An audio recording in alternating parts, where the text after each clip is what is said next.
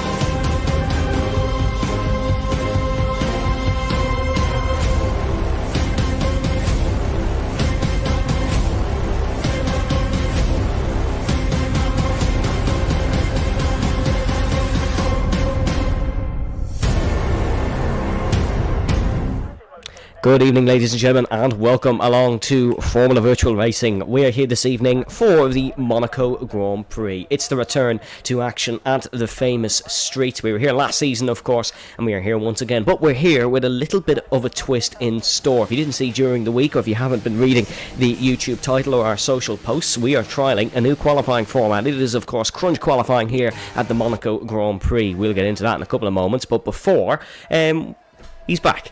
Brendan, how are you doing? I'm doing very well. Unfortunately, circumstances prevented me from commentating in the previous round or two. But now I'm back and ready. And we've already got someone. And I'm stuck on the inside of Sander Voss. Oh, Jonathan Jurgensmeyer is he's okay now, but he is. I'm not sure what he's trying. Is he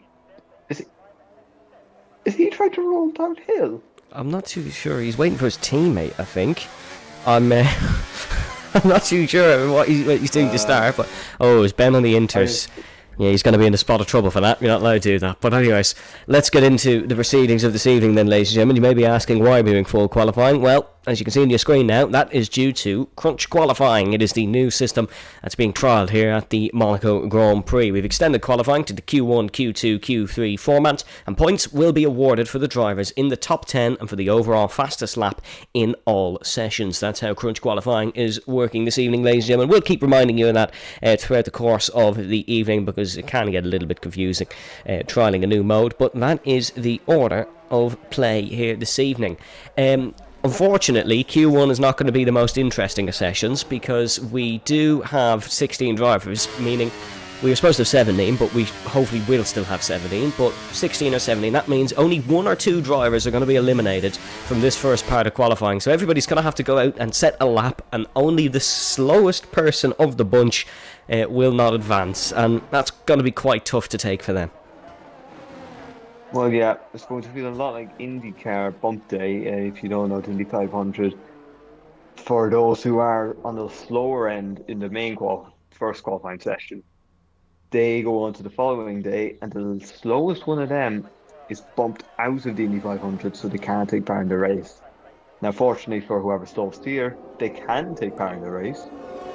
Well, we already know who it's going to be, because we have two retirements. It's Jonathan Jurgensmeyer and Aaron McFall, both out of Monaco Grand Prix qualifying.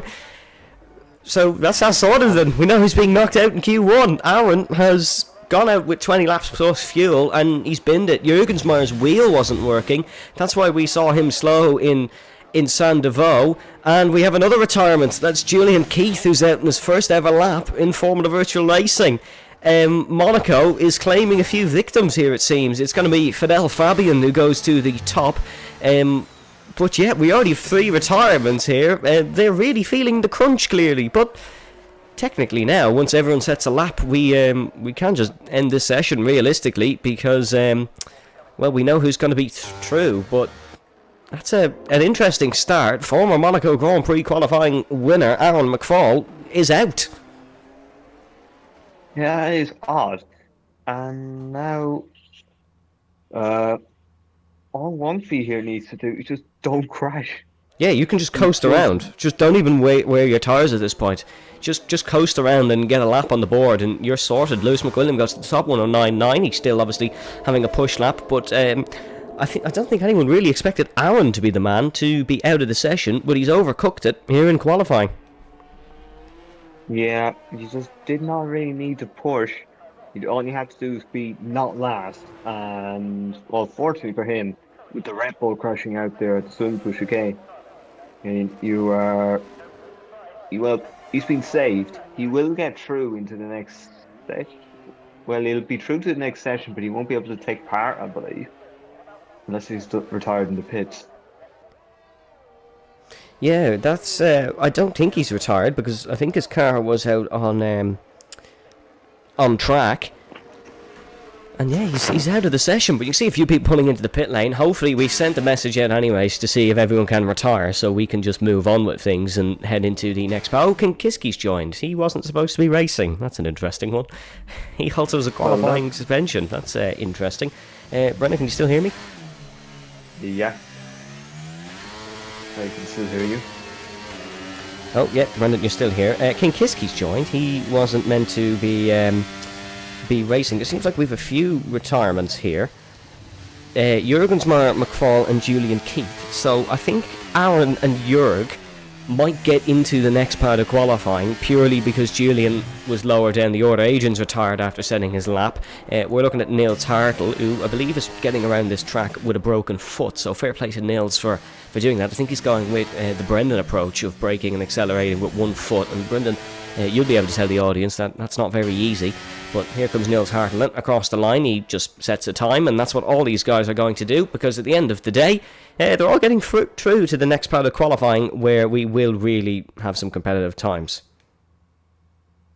Well, yeah, Q2 is where it becomes much more high stakes, because here everyone who's there is in. We now have a 17th driver, so that actually, well, it doesn't matter until you get maybe a potential 18th if someone like Avesta was able to get in now before the Q1 time was up. Yeah, it's going to be. I don't mean this as a pun, but it's going to be a bit of a crunch for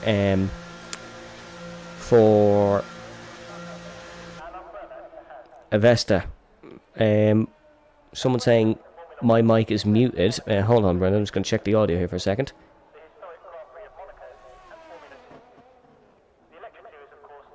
No, everything's okay. Sorry, just wanted to double check the audio there for a second, folks, and the only way I can hear it is to press play. But no, everything is okay. I think my mic might have bugged out for a second. That must have been it. But Niels Hartl is still lapping round. Hopefully we can get everyone to retire after they've set a lap, and that would guarantee we skip on through to Q2. But yeah, it's a bit of an interesting one. Leroy's now retired as well. So with 10 minutes to go in this session, we're not really going to get an indication of how this session is going to go. It's a bit of a messy start. If we had 20 drivers, it would be a lot more straightforward. But we will see what happens here. Then we're looking at Timden Hire. He's just going to get a lap on the board here. I'm not too sure why any of these drivers are really pushing, because you're going to get through anyways, pretty much. Well, mind you, with someone like Ben, it might just be getting practice in. Yeah, true. Lewis hasn't got a lot of practice either. Oh God, it seems like Ben. I wonder what his brake bias is, because he is sliding in to the corners. We'll take a look here with Brendan and with Benjamin and see what's happening. Now drivers are starting to retire as Benjamin heading over the Nouvelle Chicane. This is, of course, Ben's first race since Mexico Season 5. Or was it Season 5? It might have even been Season 4, but he was Season 3. Season 3, wow. It was a long time ago. His first race since Season 3, he won that. So, technically, if he could win today, he would be doing back-to-back. Everyone is starting to retire now, so hopefully we can move on. There goes Ben to third. Clearly not lacking that much pace, actually, so he's still finding a bit of his form. I did see some slides from him in the slower braking zones, but I mean, clearly there's still a bit of pace there, and it might actually be a quick enough way to get around Monaco. Ben asking if you retired, can you move on to Q2? He's asking because he wants to put it in the barriers, I think. No, don't do that, Benjamin. The quickest time of this session is still going to be Lewis, as Timden Hire retires from the race. Tyler Bastilli saying laggy stream. We haven't dropped any frames, so I think it's okay.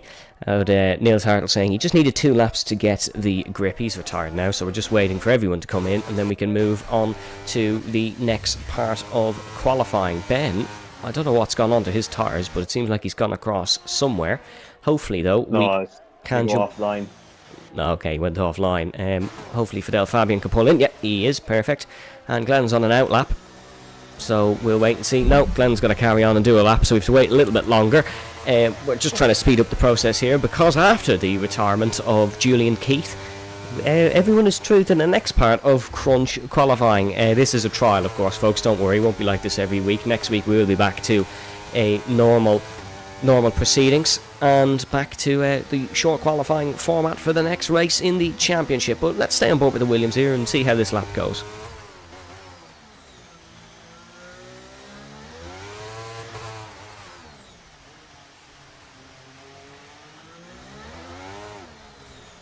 All revving from the engine there. Yeah, first gear. Oh yeah. Let's go for it. Oh yeah, that's all good, Brendan. Don't worry about that. Brendan will be just popping off for a few minutes. We'll be having him back in a moment. So hopefully we can speed up proceedings here in Crunch qualifying. We're just waiting for the Williams to cross the line, and we're waiting on a few more retirements. Everybody is going through to Q2. Actually, I don't think Aaron McFall is now, because we have 17 drivers, meaning I think Aaron is also out. I think it's Julian Keith and Aaron McFall who are both going to be out of the session. And then, of course, Matthew Stotts, Fidel Fabian and Enrique Perez, I think, will be going through. But that's Glenn confirming a place in anyways. And Enrique Perez is now out on track because he wasn't supposed to be racing, actually. He joined. So yeah, bit of an interesting situation here, though, folks. But hopefully it can all resolve itself pretty quickly. He does also have a qualifying ban, which he probably he shouldn't. But we're gonna get this solved, and then we can move on to the next part of qualifying, and hopefully everybody can come in to the pits and retire.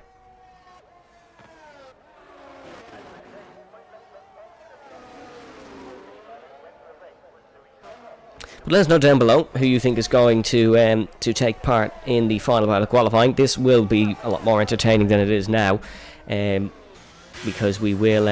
Fidel Fabian's come out on track as well. I don't think people have got the memo to retire in the pit lane. We've asked for a message to be given to Enrique Perez to retire in the pit lane, but I think he just wants to get a lap in anyways to make sure he's not booted out of qualifying, which isn't great for us because we want people to retire so we can carry on with Crunch qualifying. If you're not sure how Crunch qualifying works, of course, here is once again a reminder.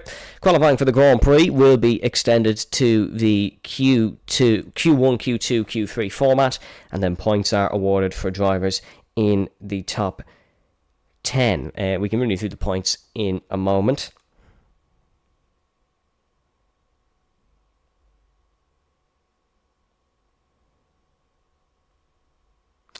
But folks, we are going to take just a brief hiatus now. We'll be back for the second part of qualifying in a moment.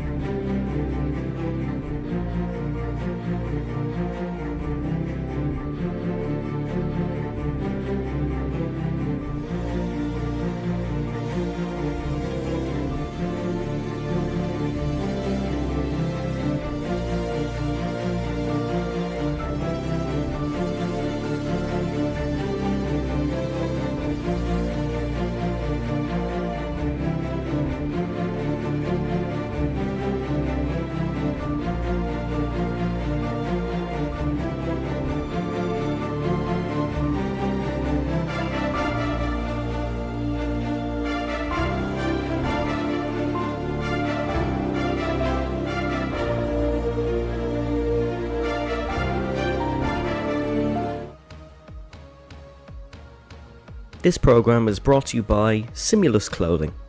official title sponsors of Formula Virtual Racing.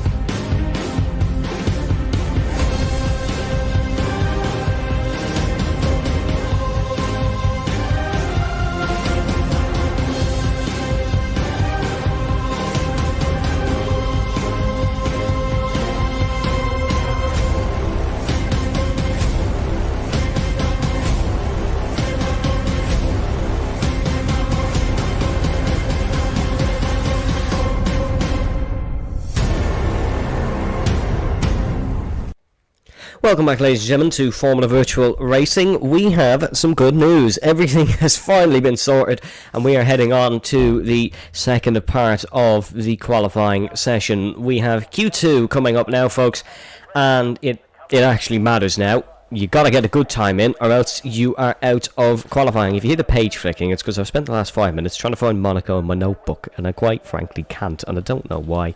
I think my Monaco page has vanished. But we are getting ready to go then for the second part of qualifying. This is where it all matters. If you manage to make it through into the third part of qualifying, you will pick up yourself some World Championship points, and in a season as close as this one, that can be quite substantial, a large, substantial amount. I think, well, I can't find Monaco's because I don't have a page on it for some reason. But, yeah, here we go then. This should be a really interesting one. We're looking at Benjamin Bulwark, who is out in the medium compound of tyres. Neil's saying, I will be 15th. So Neil's with a guess there saying he will be in 15th. Only 14 left. Oh, that means whoever was in 15th actually got eliminated, so I'm not too sure what happened there, but we have 14 left to go, and it should be an interesting end to qualifying here. It's going to be Benjamin No, is it going to be Benjamin? No, I think it's going to be Jurgensmeyer who's going to be the first man to set a lap. It is. It's going to be Jonathan Jurgensmeyer, the first man to set a qualifying time here in Monaco, and he heads round through to back and down towards the swimming pool, or La Piscine as it is called, and then down towards to the Raskas and in towards Anthony Nose, of course. Let's stick on board with Jonathan Jurgensmeyer. It's one of the best qualifyings of the season, and you mix that with our new system and you can score points, of course. There's the crunch qualifying points allocation on your right hand side. We will put that back up later on in the session.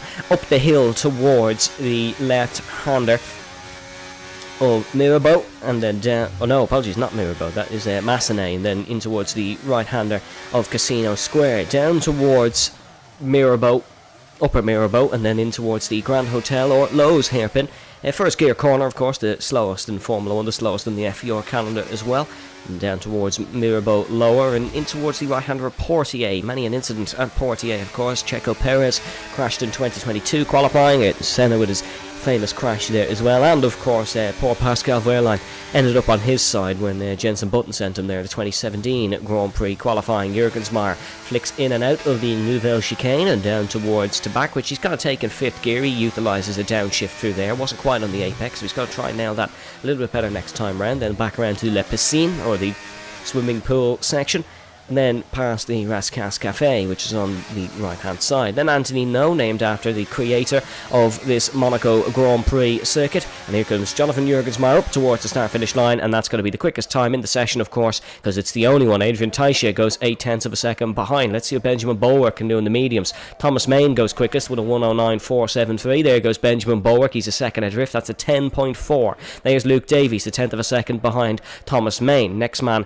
is going to be Leroy Van Schendel, heading through the left-hander of Tabac. Of course, Aston Martin, if you haven't been following our social medias, Aston Martin did appeal the race result of the Italian Grand Prix, but their appeal didn't stand. The stewards said that everything was A-OK with how the Grand Prix was ran after we had many an issue in the Italian Grand Prix day, of course, but no, their appeal didn't stand, so they got to actually perform on the circuit instead of trying to fight it in the stewards' room. That's Van Schendel to fourth. Lewis McWilliam goes the quickest, 109.3. Excellent lap there from Lewis McWilliam. Here comes the Williams of Glennon and the Ferrari of Wong Fei Anderson. Glenn is 8th, Anderson to 6th. Anderson jumps 1.6 seconds off pole on the medium, so good lap there for Wong Fei Anderson. He puts it up on the medium compound of tyres. An excellent job there for him. Next to start a lap, well, when you're coming out of the pit lane, actually, we have Matthew Stotts, we have Nils Hartl, we have Tobias Cornelissen, who making an FVR debut here, the German, which means that we have 2 Germans on the circuit. No Yafin Panguru this evening, unfortunately, which would have made it a record-breaking 3 Germans on an FVR grid. And I don't think we've ever had 3 Germans on an FVR grid before, but that would have been a first. But McWilliam sets the banker then in crunch qualifying. I think Benjamin Bulwark is going for another push attempt on the medium tyres, so we'll still take a look here and see what he can do.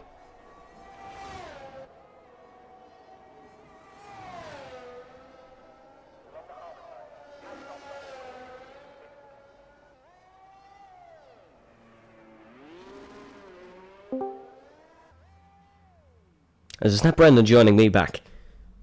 Yep. It is. Hello, Brendan. How are you doing? Good. Now, we are... Looks like Q2 should be a bit more interesting anyways. Yeah, we got all the issues solved in Q1, and we are into Q2 now, and we were just taking a look at Benjamin Bulwark on a lap, but we're going to move off that for a second, because Leroy Van Schendel is having a second attempt. Leroy, not too comfortable with this Monaco circuit, but he's going to give it his all. He's sort of self-positioned himself as a bit of a wingman for the Aston Martin team, so he's going to try to pick up points where he can. Got his first FVR podium in Imola, of course, in the controversial circumstances that surrounded that race, but the Dutch driver is looking to be the best Dutch driver, I suppose, on the grid, but he's going to find that difficult with the brilliance of Benjamin Bulwark back once again, but that's a good middle sector for Van Schendel. If he could get up near a 109.3, that would be an excellent lap for him. He was complaining about the track during the week, but I think there could have been a little bit of sandbagging going on there. Here he comes across the start-finish line. That lap is going to go 4 tenths quicker to a 1:10.5 as Lewis retires from the session. He's obviously comfortable that lap is good enough to get him through to the second part of qualifying. We've not really had many I suppose, very decent times from the mid-pack. There's Matthew Stotts, who goes to 7th. That's a decent time for him. Let's take a look at what Nils Hartl can do. Believes he's going to be 14th and last in this qualifying session. Hopefully, he can prove us all wrong, but here comes Nils Hartl up towards the start-finish line. He improves and goes 10th, 3.8 seconds off the quickest time of Lewis McWilliam. Here comes Tim Den Heyer then. He's usually quite nifty around street circuits, and especially this Monaco one, and rounding the final corner comes Tim Den Heyer, and up towards the start-finish line. Let's see where he can go. It's going to be just behind his teammate, and 8th position for Tim Den Heyer. Let's keep an eye on Tobias Kinles. I don't think that's pronounced right. I'm going to research it in a second. But Tobias is on FVR debut. Let's see, can he impress around Monaco? Yeah, it's a debut. You kind of want it to be on a track where you can have a breather. So Monaco isn't exactly one of those tracks you want to make your debut at, but it's an opportunity to maybe make a statement here and show what you can do first time out. Yeah, Glennon, the most experienced driver in Formula Virtual Racing history, made her debut at Monaco as well, actually. That's a fun fact. So maybe it's a good omen for Tobias, but he's heading round through the Rascas now. That not have been Vietnam, though. Oh, it would have, yeah. Yeah, but we like to pretend that Vietnam didn't happen. There goes Tobias to 10th position. No, it was Vietnam. I couldn't remember if Monaco was ahead of Vietnam or not, but no, Vietnam was the second race, Monaco was the third. First point-scoring finish then for Glendon was in Monaco. While we have a brief moment, let's run you through the championship standings then, as it is, of course, Luke Davies who leads by 7 points after taking his second win of the season in Imola. Lewis McWilliam in second, followed by Thomas Main in third. Jonathan Jurgensmeyer in fourth, picked up a second place in Imola, and then it is Jake Marsh in fifth, missing this evening's race, and he quite likes Monaco as well. I would say he's disappointed, but he's celebrating his A-levels. I don't think he's going to remember it anyways. Yathan saying, where is the Vesta? Your guess is as good as mine, unfortunately. Yeah. So they went for Waldo, where's the Vesta? Yeah, pretty much. We don't know where our Vesta is. He was supposed to be racing. Somewhere. He's probably on another business trip. He goes on a few business trips. I'm not being sarcastic saying that. He genuinely has been on business trips for the last few weeks. Maybe yacht or something. We don't know. He could be doing a Kimi Raikkonen and just going to the yacht after was it the race he retired from? I think it was. I think he had an engine failure or something. Yeah. McLaren Mercedes engine failure part 205. Yeah, it wasn't an uncommon occurrence. Here comes Benjamin Borwick to the start-finish line, and that's going to be good enough for third, and that will see him safely through. The top four are all going to be easily through here in qualifying. They're in a little bit of a different world, it seems. Leroy Vincendel is probably safely through as well. Let's see what Wong-Fei Anderson, the Swede, can do around this Monaco circuit as he heads down towards the Grand Hotel Hairpin. Wong-Fei, not a bad driver around Monaco, though. He'll be looking to pick up some points today. Oh, yeah, Wong-Fei is he's surprisingly quick, I would say. Like, you don't really expect that much from him, and he's not something you do mention that much of the sharp end, but he ends up there. Yeah, if this is his first race this season, actually. He's a Scuderia Ferrari main. He's been on a trip for the last few weeks, so he's here now for round number 4, heading down in towards the Ras-Cas hairpin. Let's see what he can do surrounding through the final corner of Antonino. A bit of a wobble on the exit, but let's see where the Swede can go. Can he break the top 5? He won't be able to, but he'll find 0.3 of a second in the lap, so that will put him in towards more likely than not Q3. There's no real surprise maybe here. I thought Adrian Teicher would have been maybe a little bit higher up. I know he likes this Monaco circuit. As Niels Hartle saying in the chat, Kimi went to his yacht in the 06 race after his engine blew up behind the safety car. Yeah, I remember seeing him, seeing the video of him walking from Portier to his yacht. One man who's on the bubble of Q3 is Jonathan Jurgensmeyer. He's had a poor start to the session, not due to his own fault. He's been having some issues. So it seems like he's got these resolved. He'll be a man who is looking to comfortably make the third session here and pick up some points. Remember, of course, this is the Crunch qualifying format. It is points for qualifying. You can see on your screen now. We're going to leave them there. It's 9 points for the win, then 8, 7, 6, 5, 4, 3, 2, and then there's 1 for both 9th and 10th. That's to just reward drivers for making the third part. And then the fastest lap overall from all 3 sessions will get an additional point. But I have a feeling it's going to be pretty much whoever gets quickest in Q3, because of course we didn't really have a session in Q1. Yeah, Q1 wasn't really too representative of outright pace, but I think Lewis was only about 1/10 of a second off. Oh no, he did 1:09.9. He was well off the pace, but it was literally just about getting a lap in, so you could make it through pretty much. It was of course Aaron McFall, Fidel Fabian, and someone else was knocked out because we lost somebody else. Oh, it was Fidel Fabian. It was Julian Keith, Fidel Fabian, and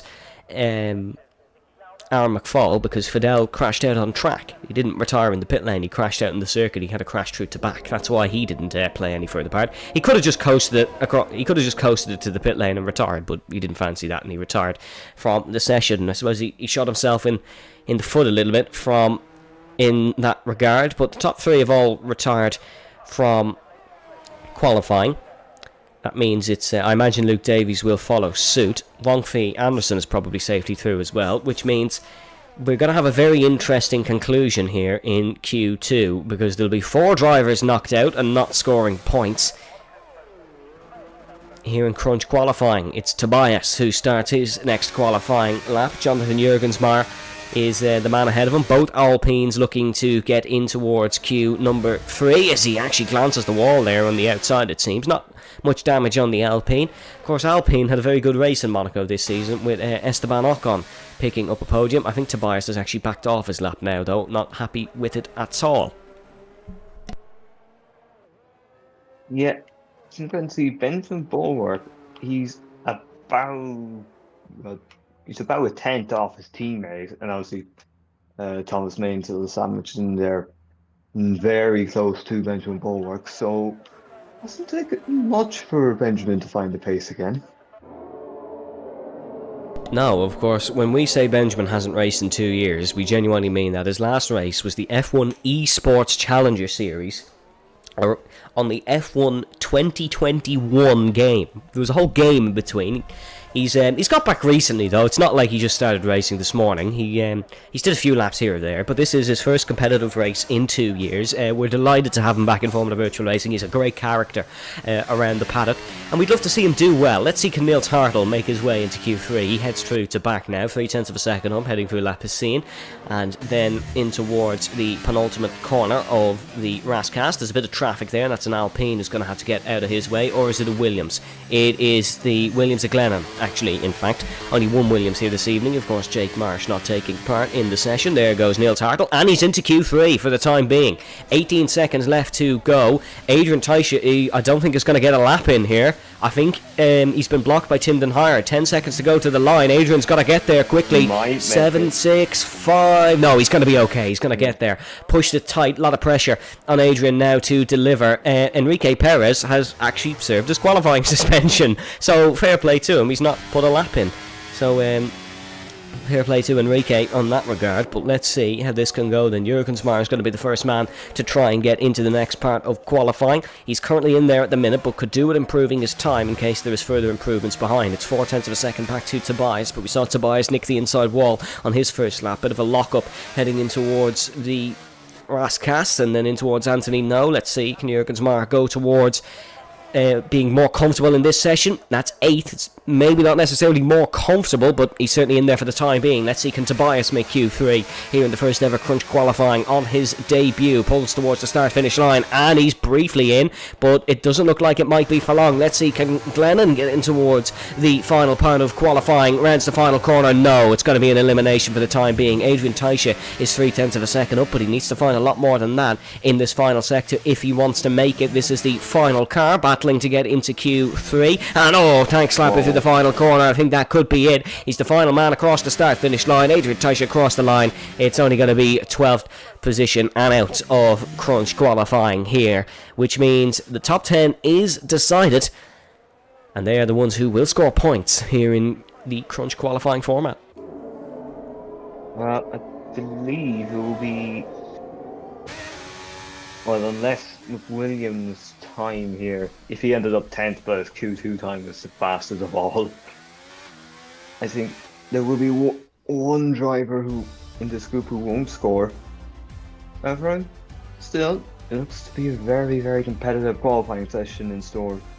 Yeah, it should be a good one. The top 4 are really, really close. But, hold on, we'll take that graphic off on screen. The graphic man not looking. Here is your Q2 results then. It is, of course, McWilliam, Main, Bulwark, then it's Davies, Van Schendel, Anderson, and then it is Tim Denhire, Matthew Stott, Jurgen Smar, and Tobias who gets in. Those who were knocked out in the second part of qualifying, that was Neil Tartle, Adrian Taisha, Glennon, and Enrique Perez, who will not get points in Crunch qualifying. The top 10 all will. We'll be back after a short commercial break. It's going to be 18 seconds, you can count them.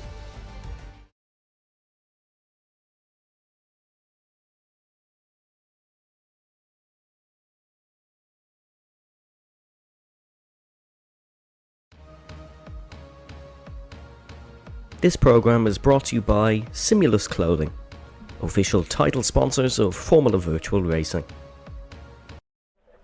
Welcome back, ladies and gentlemen, to Monaco. We're here for the final part of qualifying. And let's see how things can go here. Avesta has turned up, but let's see, can he get in for the race? Brendan, who do you reckon's taking pole here? Well, you wouldn't go too far by saying it's Mercedes driver, but of them, well, actually, Thomas, this is probably his best chance of a pole so far this season, because Luke seems to be around him, but not quite. And well, Benjamin's first race in over a year, and then maybe Lewis. Well, he's good at Monaco. It's never been great. But Thomas is probably his chance. Yeah, Lewis has one Monaco win, but that of course came when Thomas wasn't racing. Thomas is quite good at Monaco, and him and Luke have both been putting the work in. Lewis says he hasn't, but he has as well. They all practice a lot more than they like to lead on. But let's see how this one goes then. So it'll probably just be 2 attempts from them both. They want to save tyres for the race, of course. If you're wondering, one of the reasons why we're doing this crunch qualifying is of course because there's no real safety cars in the main Grand Prix, so this just adds an added bit of excitement. No, we're not Michael Massey. We haven't manipulated excitement, we've just created more to add on to the proceedings, although Aston Martin would try and tell you different. But here we go then. Benjamin Bulwark, first man to start his final lap here in the third part of Monaco Grand Prix qualifying. Bit close to the wall on the exit of Saint-Devoux. Doesn't want to go too hot in there, but Benjamin, it'll be muscle memory this point. This game, it'll be muscle memory of this track. He raced long enough, he knows what he's doing really, he knows the tips and tricks. And it's an 18-2 in the first sector. Well, we'll have to keep an eye on Lewis now. He's starting his lap. Let's see which Mercedes will be faster. Yeah, of course, Lewis doesn't necessarily want to get beat by Benjamin either, because if he got beat by Benjamin, who came back after 2 years, that would be a right old statement. Lewis wants to prove that he is by far the best driver to ever grace this league. He's currently trying to beat the Legend Rosenberg allegations, but we'll wait and see how that goes. Bulwark 51.6 in the middle sector. Let's see how the final one goes, and scrapes that outside wall a little bit, but didn't pick up any damage, didn't necessarily lose a lot of time. You can tap the walls a little bit around here. We saw Verstappen even get close to the walls in actual Formula 1 qualifying. What's the banker time then? Benjamin Bulwark 109.6. That's not going to be good enough for pole position. He's going to have to do better than that. Luke Davies invalidated his first efforts. He wasn't able to get a lap in. What can Thomas Main do? Will it be good here in qualifying? It is 109.1. That's the quickest we've seen so far. Here comes Jonathan Jurgensmeyer next across the line. 2 seconds off. Not necessarily good enough for him. We have Tobster in front as well as Leroy Vinchendel. But here comes the Scotsman Lewis McWilliam. It's second. It's behind Thomas Main. Thomas takes the early advantage here in Monaco Grand Prix qualifying as we see Matthew Stott's car off the outside wall of Tabac. We need to keep an eye on Luke Davies as well, but we're just looking at Timden Higher heading through the Rascasse and in towards Anthony Nose. We'll see what he can do. Can he pull off a miracle and maybe get high in qualifying like he's done? He did it at Hungary, which is sometimes called the Monaco without walls, but unfortunately it's only good enough for 7th. There goes Matthew Stotts to 5th. So there's a lot more in that lap for Stotts. How is Luke Davies performing in the middle sector? 51.3. That's very competitive from the young lad. Let's see what he can do as he heads through La Piscine and in towards the Rascasse. The McLaren very close to that inside wall. That's not a bad lap there at all. And heading through Anthony No, yeah, that's quite nice for Luke Davies. Is he able to put it up at top here at the early parts of qualifying? No, it's agonisingly close though. They're both on the 109.1s, and it looks like this is going to be a straight shootout between the top 4 for pole come the end of the session. Let's keep an eye on Van Schendel and Tobias, of course, as well, as they're coming towards the start-finish line now. Yeah, it'd be interesting to see where Leroy can line up, because he's 10 in the best possible position, but it might indicate that during the race it could become 2 marks versus McLaren and Aston. And I also think it's safe to say that Luke and Thomas aren't going to work together either. Interesting. Well, we're going to have to make sure they don't cause destruction with each other either, so in some cases they'll just have to try and manage themselves. Yeah, of course, Luke's not bad around street circuits. 2 of his FVR wins have come around. 3 of his FVR wins have come around street circuits. Of course, that being Singapore, Miami, and Las Vegas, one that came this season, and then he won around Imola as well. But Imola was a bit of a weird race in that regard. Lewis was well, he was leaps and bounds ahead pace-wise and then had pedal issues. That's what the issue for Lewis McWilliam was there. But nevertheless, Thomas and Benjamin coming out again, so they obviously want free runs here in qualifying. They've come out really close to each other on the circuit. This is quite interesting, as Thomas letting Benjamin bulwark through. I think having Benjamin added to this makes this a lot more interesting, because we don't really know what Ben can do. He is sort of the outlier in the championship battle. Every race this season has had Lewis McWilliam on pole and Thomas Main in second. If Luke or Benjamin could upset that would be a big confidence booster heading into the race. Yeah, if there was just a bit of an upset here, Benjamin has to. Well, considering how quick he was before his 2-year hiatus, you would have to imagine he could do something here that would upset the apple cart for all three of these drivers. Particularly Thomas, who didn't get much of anything out of the Imola race.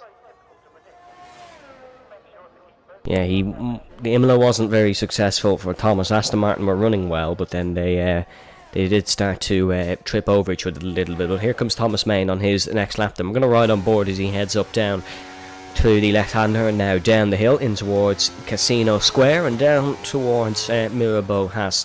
No, Mirabeau Bass is the lower one. Mirabeau House is the upper one there. Oh, bit of a slide from Main. That's not going to work through there. He's lost a lot of time heading through the Grand Hotel hairpin, or Lowe's hairpin as it was formerly known. He's going to lose a little bit of time there as well, but let's keep an eye on Benjamin Bulwark as he heading through the tunnel. We got to definitely keep an eye on Ben. You don't want to rule him out from this session, as he looking like Lewis Hamilton with the yellow helmet a little bit. Ben flying through the left-hander now of Tabak. 0.4 of a second up. Benjamin is definitely on the pace here. Slaps the outside wall a little bit. Might have lost a little bit of time with that one, but he is most certainly on the pace here at the Monaco Grand Prix. Rounding through the final corner now of Anthony No. Let's see where the Mercedes can go here in qualifying. It's going to be pole position for Benjamin Bulwark. Thomas Main beats it and sets the time even quicker. 1:09 flat for Main. Luke Davies on a run now, heading down towards Mirabeau. Davies, he's up by a little bit, but just combine them little bits together, particularly in the second sector, you probably could gain a bit more. Yeah, Luke probably has time in the lap here, or so you would expect. The track is going to just keep getting quicker, and the fastest time is definitely going to come in the third part of qualifying. It now belongs to Thomas Main, and these guys are pushing like they've never pushed before, because not only is the advantage for a high grid slot in Monaco huge, you're also getting points for it now. There's a Mercedes parked on the right hand side. That's Benjamin Bulwark, who pulls out of the way. Avesta's now joined the session, which is good to see, meaning he'll take part in the race. Wong Fei Anderson is out. He's crashed at Tabak, and Wong Fei is out of the Grand Prix. Disappointing for Wong Fei Anderson. Here comes Luke Davies then, heading towards the start finish line. Luke Davies goes onto pole position. Okay, this has got very interesting all of a sudden. All three of these guys are excelling at their craft around the tight streets of Monte Carlo. Lewis McWilliam with a second run to go here in qualifying, although he's left it very late. He will be lucky actually if he gets one more in after this, but we know Lewis likes to go on his final run a lot earlier than other drivers. This is thoroughly entertaining here in Crunch qualifying, and it seems like this format is providing. Yeah, it's making things very, very interesting. Qualifying is usually the best part of Monaco, so trying to make the most of it is actually just really working out well. And for McWilliam, he needs to find a bit of time because he was about half a tenth slower in the first sector. Here we go then. Let's see what Lewis McWilliam can do. He knows he can do a 1:08.9. The question is, can Thomas and Ben do a 1:08.9? Because they already thought they were well up on the pace. Lewis improving by almost 3/10. Nicks the inside wall, nicks the outside wall, heading through the swimming pool. He's got to be careful with that now as he enters in towards Anthony Nose. Lewis, maybe not with the best of times, the king of qualifying so far this season. Is he starting to be dismantled? Lewis across the start finish line. It's no positional improvement. Lewis stays in fourth, and I don't think he's going to get back to the pit lane. I think he's got to do a cool down lap, and he might have one more go as Thomas Main comes out of the pit lane looking to get past the Mercedes. There goes Benjamin Bulwark as well. Luke is only being brought into his pit box. Luke is a bit pushed for time as well here. Yeah, he's going to need to get a move on here. He'll be lucky if he gets Or actually, I think judging by this, how long do you take to get out of the pits? No, I think he's done. Yeah, I think Luke is done. I think he might be And satisfied with his Bulwark. lap anyways, but no, that's it. That's it done because it's gone 108 and you're not going to be pushing on an outlap around a circuit like Monaco. So that is Luke done. Lewis is going to do a cool down lap and go again. No way, that McLaren's coming out. He's coming out, but is he going to have enough time to make it round the lap? He's got 50 seconds to make it. He's no teammate, so he's not trying to tow anyone, but this is going to be a very interesting conclusion. I don't think he has enough time personally, unless he cuts a few corners, but we'll see what happens. Leroy Van Schendel starts his final lap here in Crunch qualifying in Q number 2. Let's see what the Dutchman can do heading down towards Mirabeau, 0.2 of a second up. Leroy not challenging for pole, but if he could just take 5th and just steady round in 5th position, that would be good. No, Luke's pulling out of the way. Luke knows he doesn't have enough time, so he's gonna, I think, just put it in the pits. Hopefully he's not on circuit to create sort of an obstacle for himself. The battle for pole has started. Main heading up towards Massenet. McWilliam in the pit lane. He's done. It's only going to be 4th position for Lewis McWilliam. That's a travesty, especially when points are being awarded for qualifying. Main down in the first sector. Let's take a look at Benjamin Bulwark, who slides through the Casino Square. He's down as well on his lap. It's going to be very difficult for Ben to find that time back. That was a huge slide heading through the Casino Square. But let's see what Thomas Main can do. 1st and 4th are done. 2nd and 3rd are fighting for every spot and point here in Crunch qualifying. Down towards the Nouvelle Chicane comes Thomas Main. He's the man who could upset all of this unless Ben has the best middle sector he's produced in a long while. But I suppose that would be any middle sector he's produced in a long while. Here comes Thomas Main. He's down in his time. This needs to be Verstappen-esque for the final sector. He's got to send it through here. Matthew Stotts retires from the Grand Prix. What's Ben like in the 3rd sector? We didn't quite catch his split. Main slides it out of the Rascasse and in towards Anthony No. Can Thomas Main set the Belgian fans alight with a pole here in Monaco? No, he can't. He doesn't improve. Can Benjamin Bulwark reintroduce himself to Grand Prix racing? It's got to be the front row for Bulwark. It's Luke Davies on pole in Monte Carlo when he did not expect it. Wow, that's a shock for him. What about Tobias? Can he provide something here? No, it's only going to be 9th. Den Hire into the pit lane. No one expected that one. The McLaren is on pole in Monte Carlo. It's 10 points in Crunch qualifying. The championship lead is extended. Well, that's not going to you go down well with Thomas Main and Lewis McWilliam. McWilliam would probably feel he should have gone a 3rd run in, and maybe thinking that 1st and 2nd sector has cost him whatever chance he had. Wow. Benjamin Bulwark, P2 on the comeback.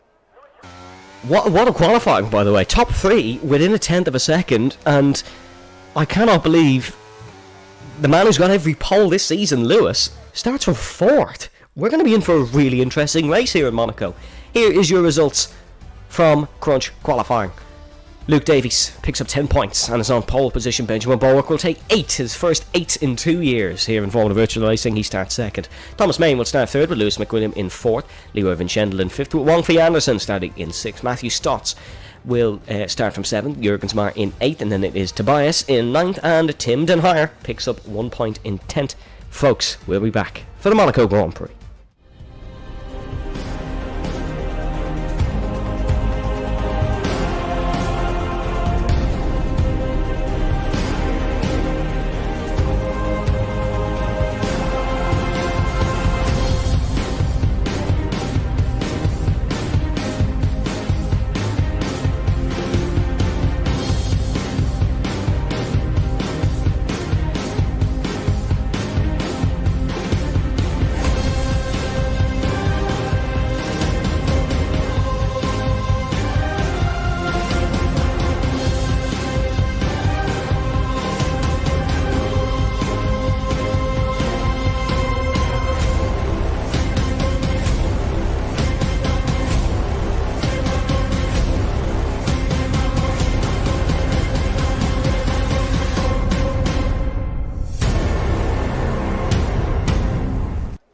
Welcome back to Monaco, ladies and gentlemen. We would show you the track map, but unfortunately we don't have a timer on the screen, so we don't know how long it is until the race start, and we very much almost missed it in Imola with the race intro. But there's your championship standings before round number 4. Of course, we awarded points for Crunch qualifying.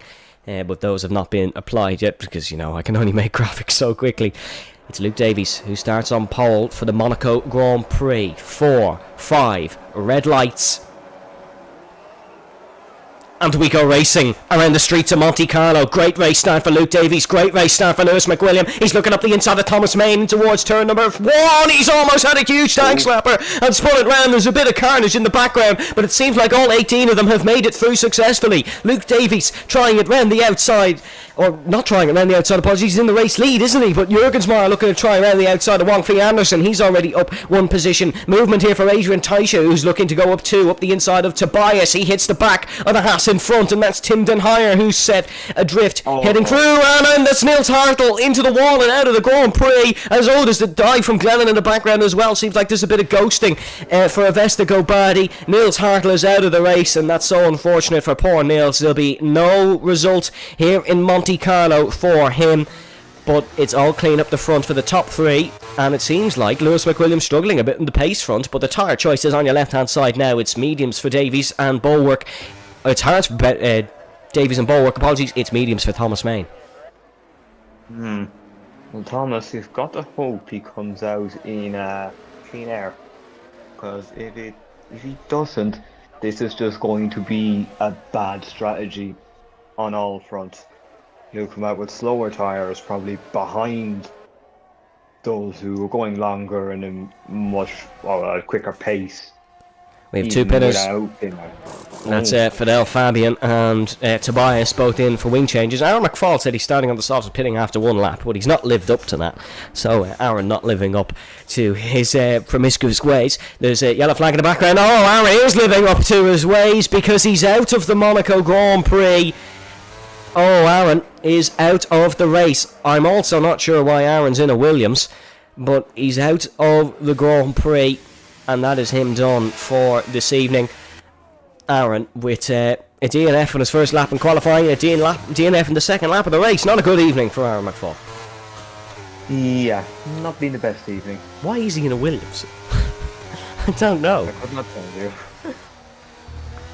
It's just he drives for AlphaTauri, yeah, he does. He drives for AlphaTauri. Okay, that's a weird one, but I mean, his points would have applied to AlphaTauri, but he didn't score any. Lewis McWilliam is 2.5 seconds back from Thomas Main. What's gone on with Lewis McWilliam here? There's no wing damage on that car. He's having a lot of issues. It might just be not visible to us, but there was contact. I will say there was contact between, I think, him and Thomas there at start, so very possible that he's got a little bit of damage just making the difference. Julian Keith into the pit lane for a wing change, but yeah, you could be spot on there, Brendan. It could be something that's not visual, but he's got a task on his hands here, because he's 2.6 seconds back, and he's not really pulling from Leroy Vincent. He is now a bit, unless he's back into his mojo now. But yeah, Lewis struggling a little bit in this Monaco Grand Prix, the track where he won at last season. Only one of the top 3 as of now have won this Monaco Grand Prix before in Formula Virtual Racing. That was Thomas Main, who won the second edition, but he's never won the Monaco Grand Prix on track. He got that after a post-race penalty for Jack Redmond. Luke and Benjamin, obviously both never winning the Monaco Grand Prix, but I gotta say, Luke is looking phenomenal at this stage in the race. Yeah, looking very calm. Not much happening. Well, I'd probably expect Bulwark maybe to drop back slightly over the race, because simply put, like, qualifying can be a one good lap get you there, but you have to just find the consistency against. So if Thomas Main is out of the Monaco Grand Prix. He's planted it in the wall at Casino Square. Oh no! Oh dear. It's not gone well for the Belgian. He was running well, qualifying was decent, but he's out. The championship charge might be starting to fall a little bit by the wayside for Thomas Main. And it's a simple crash by himself. He's lost it at Casino Square. It's now Davies versus Bulwark for the fight for the win here. Luke Davies has to try and compose himself, because he's outperforming his rivals tenfold at the moment around the streets of Monte Carlo.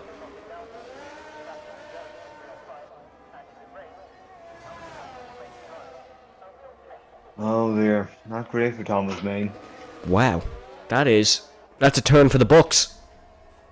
Really, Thomas was probably one of the favourites for the win here, and it's going to be a P16 no points finish for Thomas. Oh dear. That's Well, Thomas used to drive for the red team, but when in Monaco, when you gamble, he's ended on black, and it's looking a bit bleak now for him. well done. Well, that was a good reference. Well done. That was a good one. But and he crashed at Casino Square as well. But Thomas Main is out of the Monaco Grand Prix, and certainly that's not a statement I would have thought we would have been saying on the 5th lap of proceedings here this evening.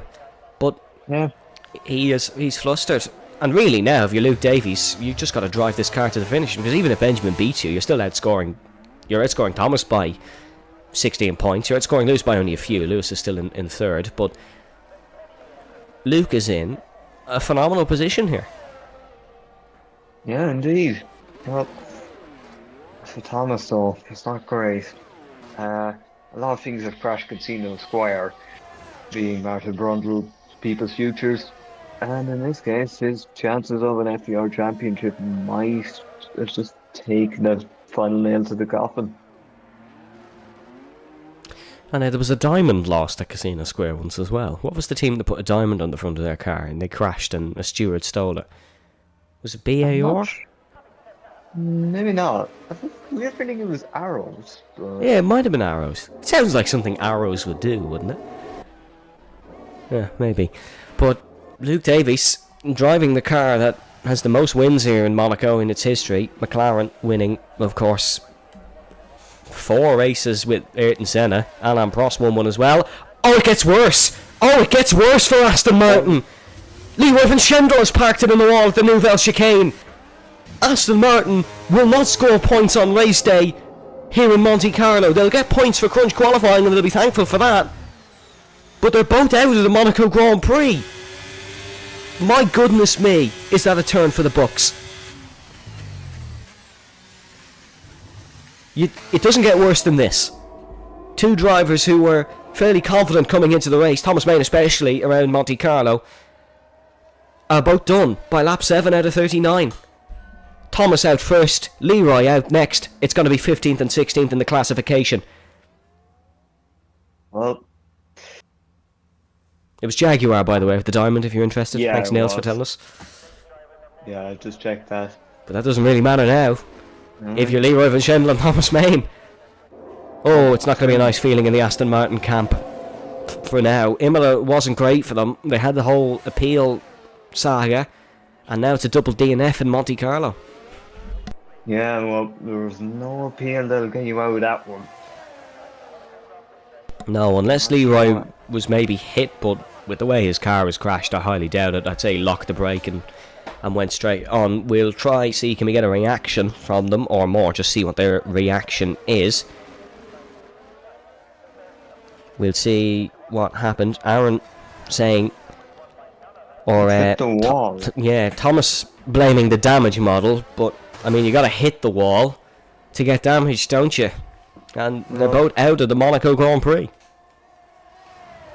Yeah, I assume the damage is normal, so... Yeah, it's unreduced. Like, not exactly... You can Oh my goodness me! The championship contenders are crumbling at Casino Square! Lewis McWilliam is now out of the Grand Prix here in Monte Carlo. 2 of the 3 title protagonists have parked it in the wall at Casino Square. Lewis is out. The reigning winner is done. We're going to have a new winner here at the Monaco Grand Prix because none of the drivers left in the race have ever won it. It's going to be a new winner. Yeah, not even Benjamin Butterworth has won this race. Remember, Obviously, season one was not so much as any a camper. Season two was a chaos race. I think Benjamin missed. And he probably missed the best opportunity, and it was gone by the time the season three one came around. So I don't know here. Well, Luke, I would love to hear how this man is feeling right now, because him and the man who is hounding him in this Grand Prix have a 9.4 second advantage over Wong Fei Anderson. Not Lewis McWilliam, not Thomas Main. They're both on an early trip back to the paddock. And well then, Luke could extend his championship lead by... Where did Thomas get in qualifying? Was it third? Lewis got fourth. So what did Lewis picks up 6 points from Crunch qualifying. Luke picks up 10. Then he could win 20. Fastest lap 21. 31 minus 7. Brendan, you're good at the math stuff. 24. Luke Davies could extend his championship lead by 24 points here in Monaco. But he's got to get to the end of the race at this point. And the way this race has gone, I would probably be more surprised if he does than he doesn't, because these drivers are not enjoying the streets of Monte Carlo this evening. Proper a traditional kind of race. And What a shake-up in the championship this is going to be. Yeah, we've had a DNF every 2 laps on average. I've got a clip sent to me of Lewis McWilliams' crash. We'll see what happened. Did he do what Aaron did? Oh, he hit the inside wall and down towards the right-hander, and he had wing damage. Casino Square is violent here this evening, as it looks like, unfortunately, Julian Keith is looking like he's going to go a lap down, and is a Vestico Badi, who's usually rapid at Monaco, but I do think he's had some internet issues. I don't think that's on pace to the Vesta so far. Down. The drama we've had this evening, I'm running on the 10th lap of the Grand Prix. This is Luke Davies' best opportunity, and he's now got DRS as well from a lap to Red Bull. So yeah, if Luke doesn't take at least second in this race now, it's a travesty. I actually have to say now, Adrian Taishi and Chloe Lennon have done very, very well here. They've survived longer than Main and McWilliam have. Main and McWilliam used all their talent in Crunch qualifying, it seems, and Tishy and Glennon 7th and 8th now in this race. This could be a first podium for Wong Fei Anderson as well. He's driving excellently, but he is on the mediums. I have to say though, it's McWilliam, McFall, and Main in the one wall. I think it's going to have to be instead of Casino Square, we're going to have the wall of M. Or the wall of almost champions. I know Lewis is a 3-time champion, but Thomas and Aaron are very good drivers, but never managed to get one. The wall of almost champions and a 3-time one. Also, by the way, Luke Davies is going for the Sebastian Vettel way of things, and he's pulled out the gap to Bulwark. Now Benjamin in the pits, the Sebastian Vettel way of things. I don't know if you remember the old team radio where they said, Seb, you don't get any extra points for fastest lap, and he goes, satisfaction. Luke's just got to drive this car to the end. Oh, Benjamin's gone on the mediums. Those surely aren't going to make the end of the race. He might just have some fun with it, we don't know. Yeah, he used to love a good old last to first, didn't he? But, he's going to come out in traffic. Benjamin's going to come out in a bit of traffic. He's going to come out ahead of one of the Hasses, but he's behind the other. He's behind Matthew Stotts. And Matthew, around the regular road courses, has not a great finishing percentage. So Benjamin could get caught up in something. And that's not just anything to say about Matthew doing it on purpose. Matthew's a great driver, but unfortunately he ends up in a few incidents. Some is his own fault, some not. That's just how the cookie crumbles now. So Ben's got to get past him pretty quickly, I think, here to secure his future in this race. And he's going for it immediately. Down the inside goes Benjamin Bulwark. Oh, what a move that is. In towards Lower Mirabeau. And he gets the job done into Portier. That's an excellent one from Benjamin Bulwark. He's played that perfectly. That is a beautiful move. No contact whatsoever. Just a move well done. Not even at Mirabeau, lower Mirabeau. Yeah, that's fantastic. You don't usually see moves into there. Maybe sometimes into Portier, like we saw Verstappen. He used Kimi Räikkönen lapping him to have a go. And look, Benjamin up the inside of Jurgensmeyer. He's flying here in Monaco. That's Julian Keith who's out of the race, but that's a retirement in the pit lane. We're down to 12 here in the Monaco Grand Prix. I imagine we're going to have a low finishing rate in this one. But look, I don't think we expect 2 out of 3 championship protagonists to be involved in the low finishing rate, but that's the way this race has gone. But Benjamin Bork on the undercut now, he's flying. He's obviously trying something different because he was a little bit sick of sitting behind Luke Davies. Yeah, well, former East Force champion versus East Force challenger driver versus almost FVR vice champion. It's actually looking alright now. If he can close down that gap, it could be a case if he gets out ahead, he can stay ahead by it just being Monaco. Yeah. 19.6 now. That was a 20, and that's probably going to go down to 18 and potentially 17. So Davies might be forced into an earlier stop than he was planning. Maybe. And also, Thomas and Lewis both pretty much given up, really, on the championship after this, but they shouldn't. Because Luke still has to survive to the end of this race. He's not home and dry by any means. One lock-up into the wall and he's gone. But really, if you're Luke, finishing second here is not the end of the world, is it? I know we said last season he's got to win more races. He's got the same number this season as he has last season. But really, finishing second here to Benjamin Bulwark is not the end of the world at all. Yeah, realistically, it shouldn't be the worst thing at all. Like Benjamin Bulwark, he was winning races here before Luke even knew what FVR was. That's factual. That is factual information right there. Luke Ben won the Season 1 Japanese Grand Prix, and we like to joke about it, but we joke that Luke wasn't even born then. But, I mean, obviously he was. He's not that much younger. But that's the joke anyways. Fidel Fabian going out of his way to let Luke through. Oh, he's retired from the race anyways.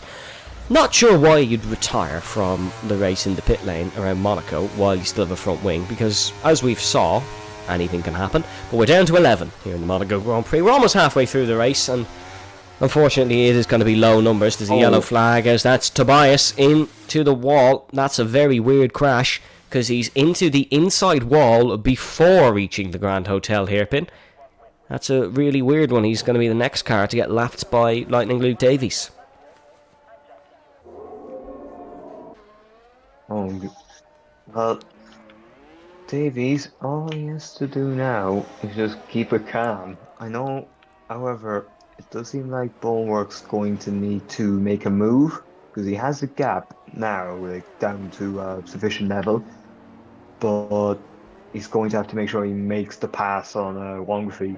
Otherwise, that gap's just going to blow right back out again. Yeah, Ben's going to make things easy to get past Wang Fei Anderson. Ben's probably going to be secretly praying that Wang Fei pulls into the pit lane pretty soon. Which could happen, because he is catching him rapidly. Wouldn't be the worst idea for Wang Fei to maybe make a pit stop and avoid things, but no, he stays out for the time being. Although Ben, I've got to say, his overtaking has been excellent. For a man who's not really raced for so long, he's not gone side by side with cars. His racecraft has been really good. That move around the outside into Mirabeau is potentially move of the season so far. We've not really had that many candidates, but it's probably move of the season. Here he goes. It's going to go up the inside here towards Massenet, and is it a clean move for Benjamin Bulwark? The Dutchman is through. That couldn't have gone better really for Benjamin, because he's not stuck behind him for this slow middle sector.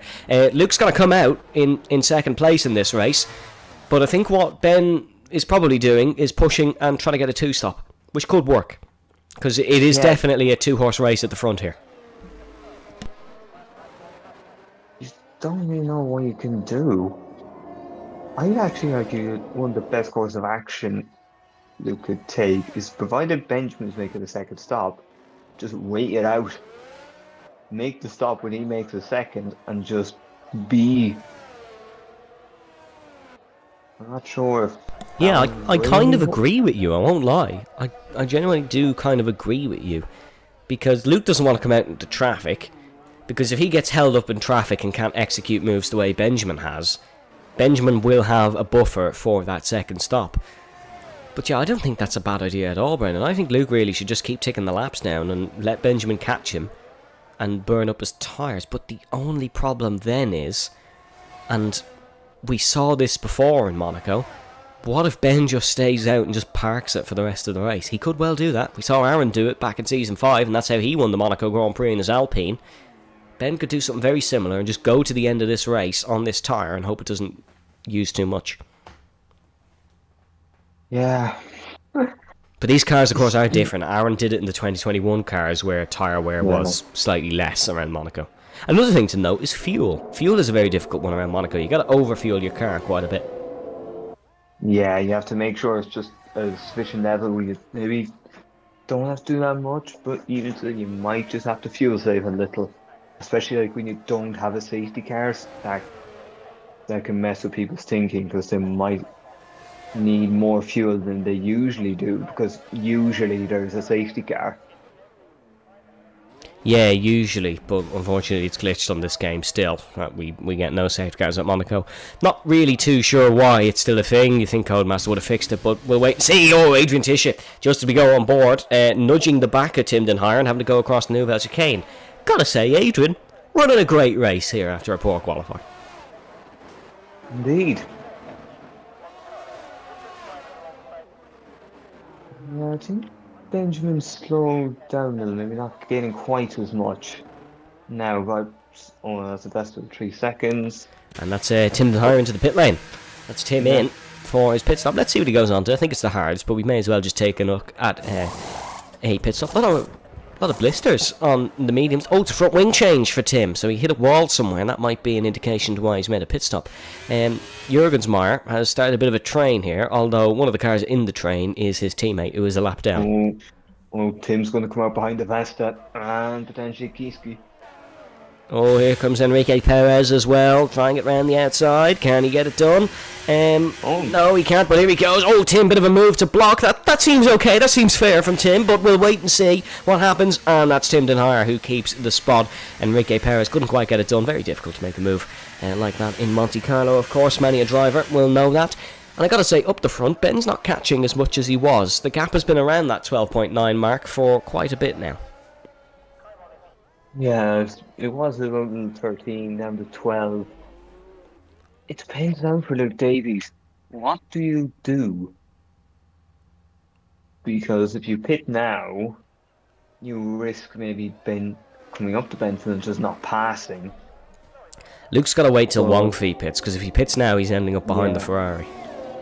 Yeah, Wang Fei isn't exactly falling away from Luke Davies. But once Wang Fei pits, he has a huge, huge gap. So this whole strategy really for Luke, I think, is when does Wang Fei Anderson pull into the pit lane? Because he doesn't want to risk being in traffic. We've saw drivers who almost have nailed on wins. Oh, he's in. Luke is in. Obviously feels the tyres are being used too much. Luke's got to pray that Wang Fei Anderson does the same thing here and pulls into the pit lane.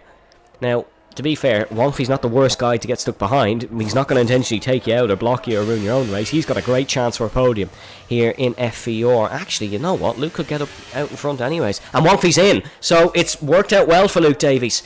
He's on fresh mediums and he's going to come out behind Benjamin Bulwark here in this Grand Prix. Let's see what the gap is as he heads up towards Sandovo. Obviously, he'll be quicker for the first corner because you can cut it due to the pit exit. 6.5 seconds. That's what Luke's going to try cut down. Yeah, he's got A-lap pressure tyres, but he's got to then try past someone, and someone whose speed clinical would overtake for all of this race, and presumably they'll know where Luke might try to make those overtakes. So, really, this is a difficult enough task for Luke Davies, and he's got to remember, you'll have to do it like Ben has in terms of overtakes and not a Legend Roosevelt Season 5 style. Yeah, that was just sit behind it. Yeah. Glennon overtaking Enrique Perez in the tunnel. Good move for Glennon. Monaco, weirdly, one of her best tracks. She didn't like driving it, but weirdly, Glenn's results have always been quite positive at Monaco. It's usually a very good result of a DNF, but that's kind of the same with everyone in Monaco, really, isn't it? Oh, Ben's made a mistake. The gap is 2.6 seconds. Oh. Something's happened to Ben. I'm not sure what has happened to Ben, but he's losing time really quickly. Is he slowing down, maybe? Is there an issue on board? We'll have a look at the telemetry. He's, yeah, I'm not sure what's happened to Benjamin Bulwark, but Lucas caught 6 seconds in one lap. Oh. Well, this is probably a quicker opportunity than anticipated. Unless Ben is just going to try back him up for the rest of the race. But that would have been a really dumb idea. If you had 6 seconds, you could wait. Yeah, you could just keep driving and hope he doesn't catch up. Really interesting. Oh. Is Luke going to go for down the inside? No. Pulls offline. Ben. Oh, cutting across the Nouvelle chicane. This is a really interesting moment in this race. We're not too sure what Ben did to lose those 6 seconds, but he's lost them. And now he has the feisty McLaren 0.3 of a second behind. It does seem like Ben is trying to back him up here. He's braking early for the corners and trying to force Luke into a bit of a mistake. Here comes Luke looking for it around the outside for the Rascast. Does Benjamin Bulwark have damage here? Forces him to the wide line. Luke, not going to get that done. You're not going to get that done on Benjamin Bulwark unless you are pretty much a magical driver. Heading in towards turn number 1. Ben going to defend the inside. Luke Davies now looking for the inside, and he's got the inside in towards turn number 1. A Sandovo. Luke Davies on the inside. Ben into the wall. Luke Davies leads the Monaco Grand Prix. Benjamin Bulwark has lost it as quick as the lead was gained. This is looking like it's almost home and dry for Luke. Really don't know what's happened to Ben. I think he's hit the wall and got damage.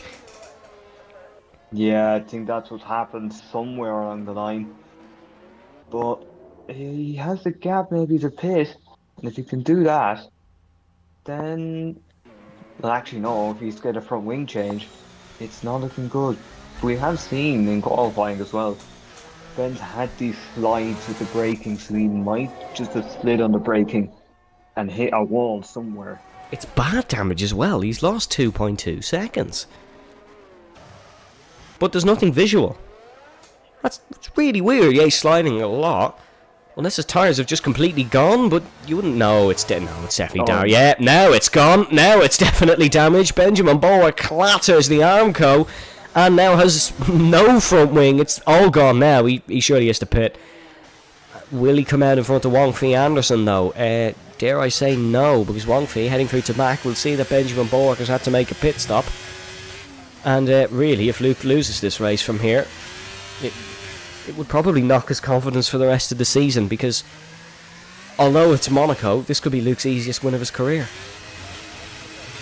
Yeah, there's nobody around that's going to challenge him. Once he's on hard and 19 seconds away, Benjamin, who did have pace to win, he's now third. And then the rest of them have been nowhere near. So realistically, you could make a mistake here, box, and potentially get past anyways. So yeah, I wonder is Luke going to consider a fastest lap attempt towards the end of the race? Because he's going to pull the gap on Wong Fei Anderson if he keeps driving the way he's driving. Really, if I'm Luke, though, I'm in such a good position. Just race manage. Don't push. Just brake early for the corners. Keep it out of the walls.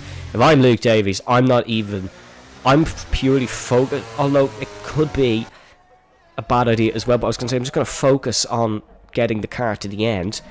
But if he can just keep doing what he's doing, he'll get the car to the end anyways. He doesn't want to focus too much on it. And that's Tobias. Oh, shattered into the wall on the exit of La Piscine and the swimming pool chicane.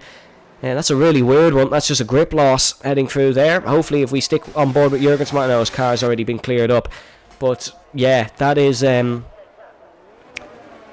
that's Tobias out of his maiden voyage in Formula Virtual Racing. Look, it's not easy to make your debut at Monaco, and unfortunately he has proved that.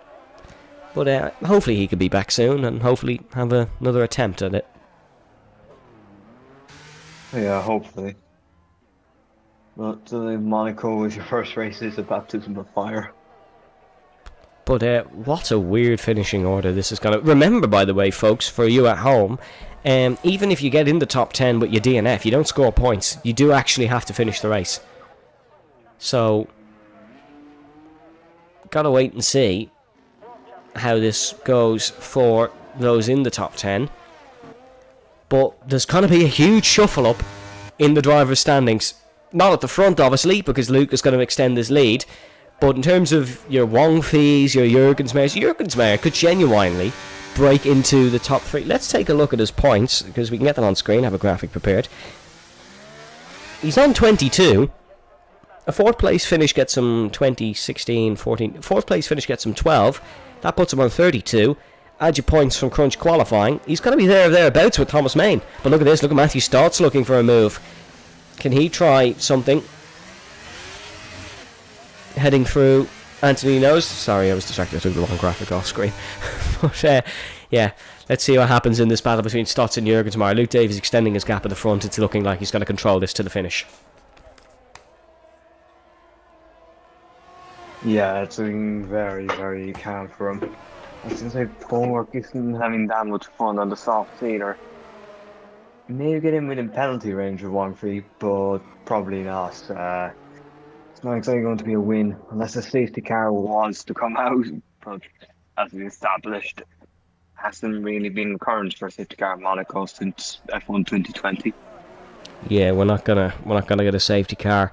Unfortunately, I was having a look at the records to see what was the largest winning margin. I know it's by Legend Rosenberg, but unfortunately it's not actually listed. So, yeah. Sorry about that, Luke, but I don't think Luke's going to get it. Realistically, I think it's over 30 seconds anyways. It was probably Legend at Monaco, realistically, wasn't it? Oh, wasn't it 37 seconds, I think? I think it's in that ballpark. In that range, yeah. It's a Legend thing to do, realistically, is it? Was it season 7 where he got it? Yeah, I'm taking a look at the statistics here. We may as well have a look. There's nothing listed for season 7. Oh no, there we go. 34.916 seconds. Legend Rosenberg wins the Monaco Grand Prix. So 34.916 seconds. Yeah, I don't think Luke's gonna get that, unfortunately. He's at 26 at the minute. He needs another 8-ish second lead. Oh, it's gonna be closer than you think.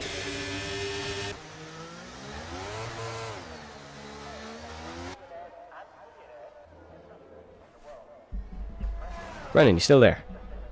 Yep, I am. I'm just... there. My bad. Sorry, I've been having issues with my mic and headset, so I was just making sure. Ben is closing in on Wong-Fei Anderson a little bit as well, so got to keep an eye on that. It's become a very Monaco Grand Prix, if that makes sense. All sort of falling into line and line astern, but there is an interesting battle here for Ford. This is between Stotts and Jürgensmeyer. Stotts is... still tucked up nicely behind Jonathan Jürgensmeyer, but let's see what he can do.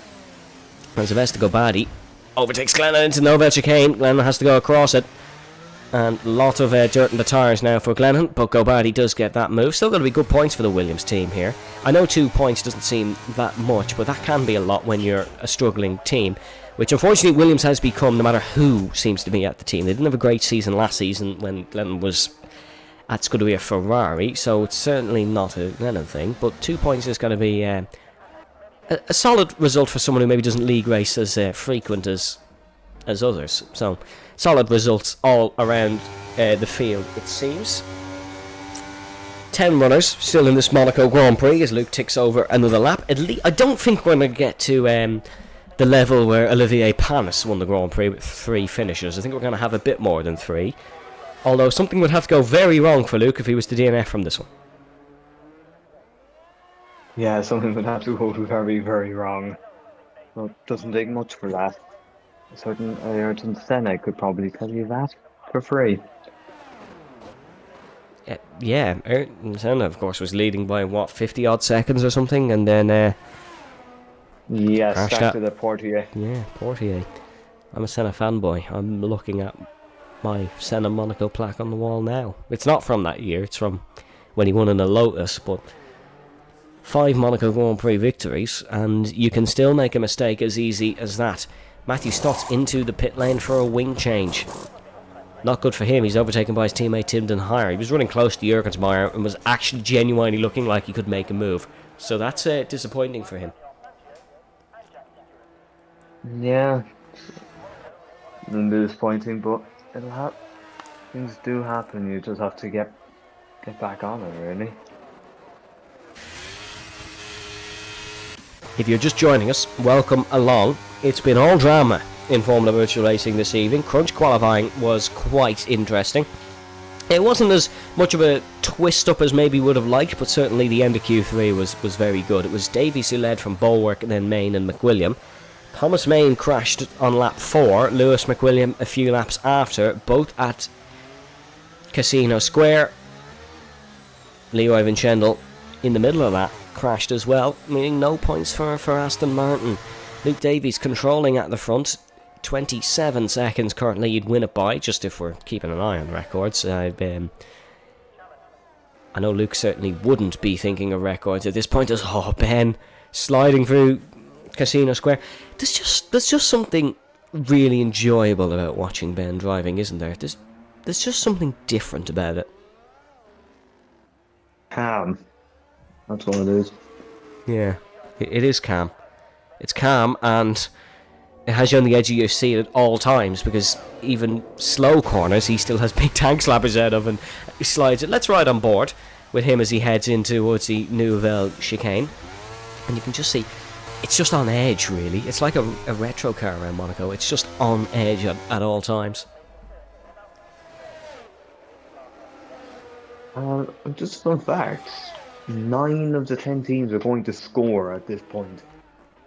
That's a very interesting fun fact. The only team that wouldn't is going to be Aston Martin. Yep. And Alpine and Alfa Romeo both only have one driver here this evening. Sorry,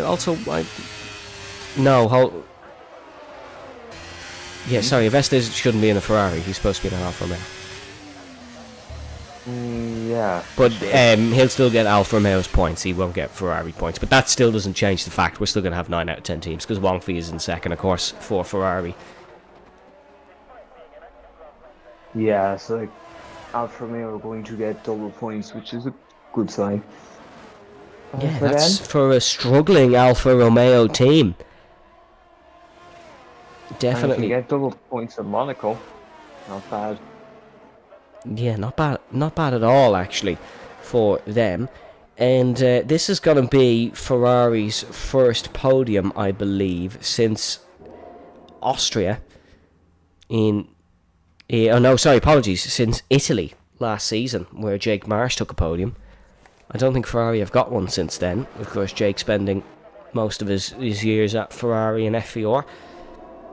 So I think this is going to be Ferrari's first podium since Austria. Not Austria, since Italy. Yeah, since Mind Italy. you, actually. I think, well, Aston's supposed to with crunch qualifying, it means all teams will collect points from the weekend. Yeah, that's true, actually. And Aston will still get a decent bunch. They'll still get more than some teams because of crunch qualifying. But really, it's they're going for one championship only this season, and that's the drivers. They want to beat Lewis and Luke. And that goal has taken a big hit here this evening. Yeah, hasn't been worked out very well for them. Investigo Bandy pulling into the pit lane. He's going to come out behind Glennon. Not too sure why he's made the pit stop. I imagine it's a wing change of some sort, but we didn't quite catch it. Vesta also now a lap down. The next man, Luke Davies, is looking to lap. I believe it is Matthew Stotts who is looking to lap next. Enrique Perez actually 2 laps down. Enrique is doing the ultimate Monaco thing of just get your car to the finish and you'll get a point. Yeah, very much so. Just get that car to lap. They do the checker flag. That's all you need to see. Adrian Taisha looking to attack Timden Fire. If Adrian could, or Adrian Tishy, apologies. I'm getting better at it, Adrian, don't worry. If he could pick up a top 5 here in Monaco, wow, that would be like a race win for him, I think. That would be a phenomenal result for Adrian Tishy if he could do it. But we're on lap 32 of 39. Luke still ever so comfortable at the top. Adrian keeper in a straight line, my friend. That was scary. Heading through Anthony, no, but he's kept it in a straight line. Lost a bit of time, but still in the Grand Prix.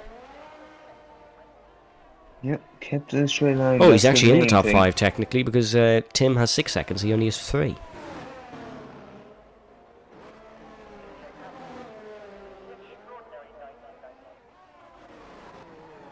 Your biggest gainer in this race so far, as well as Adrian. Oh no, it's not. It's Sylvester actually, who is up 9 spots to 9th. We also currently have all 3 compounds of dry tyres running in the field. Yeah, but no, we're not going to have the other 2 compounds join us here. Be nice, but yeah, we're not gonna, because it's not gonna rain. I don't think. You rarely see Monaco races now in league racing with mixed weather, but they happen every year in Formula 1. I'd love a mixed Monaco. Yeah, we'll provide a little bit of something different. Yeah, unfortunately, Monaco has kind of been ruined a bit by Codemasters when it comes to league racing because there's no safety cars, which you kind of need in Monaco. Because I mean, if there was a safety car when Aaron crashed, Thomas probably wouldn't have been out of the race. And if there was a safety car when Thomas crashed, Leroy mightn't have been out of the race. And if there was a safety car when Leroy crashed, Lewis mightn't have been out of the race. So it could have changed this completely, but unfortunately, we just have to run with the software we're given. There's not much really we can change about it. It's a game-wide glitch. It's not just an FVR thing. As Avesta picks up another point and sets the fast lap in the Grand Prix.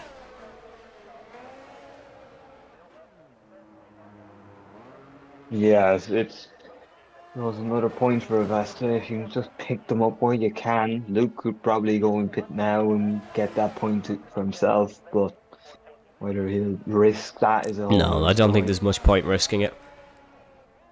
Especially when you're in the position that he is. If he got pole, he was already gaining points. Now you're going to gain even more. This is the weekend where you just rubber stamp that championship hopes and say, look, I'm going to win 3 of these 4 opening races. And this is going to finally be my championship. Yeah, I think it's time people start taking this young lad a little bit more seriously. Alright, it's easy to have a dig at him. It's easy to have a go at a man who his first few wins were all due to others' misfortune, potentially. But when you can go around Monaco in a McLaren and pull 27 seconds on the next man who could survive in the race, it's time to start maybe thinking, okay, this kid might win a championship. Because Ben's not been able to catch up anything on Wongfi since his crash. He's on 11 lap old softs now, and he's not going to get past Wongfi, really. Wongfi has had a good race, and then Lewis and Thomas ended up in the wall. Which I mean, the first real year where Lewis had competition at Monaco. Alright, Luke was here last season, but Luke was a lot slower than Lewis at Monaco last season. And the first real year Lewis has had competition in the form of Luke, Thomas and Benjamin, he crumbled. Thomas, unfortunately, is on a downhill spiral since the season started for whatever reason. He's not liking how things are going necessarily in his championship stake. Aston Martin have shown vulnerability with the whole appeal situation, and now they're both out of the race in the next race. That's not how you want to bounce back from things. And this is, dare I say, easily the best performance of his FVR career in the form of Luke Davies, because he is, and I can't believe it, almost hunting down a record set by a man who is seen as invincible in this league. Yeah, and mind you, that man is very much making his way up in the esports world of F1. Now he still, I'm pretty sure he would still comfortably probably beat Luke, but yeah, Legend is phenomenal, and well, he didn't really have much competition for his third title win. He most certainly did for his first and second in the form of Lewis, and then Luke he had a go in Season 6, to be fair to him, but Season 6 was a weird season. Season 6 was a really, really weird season. Yeah. But Legend still came out on top. Yeah, it was your 2012 F1 style season. Yeah. Or your COVID 2020 season, that's what I always say. Yeah. I think it's a little odd. Because realistically, there was drivers there not named Legend Rosberg and Luke Davies who could have won championships in Season 6 and also Season 7. Yeah, like Juan never won a title, and he was one of the best drivers we've ever seen Thomas has Yeah. never won a title. And actually, if Luke does just drive it comfortably home and seal this victory here today, he overtakes Thomas Main in race wins.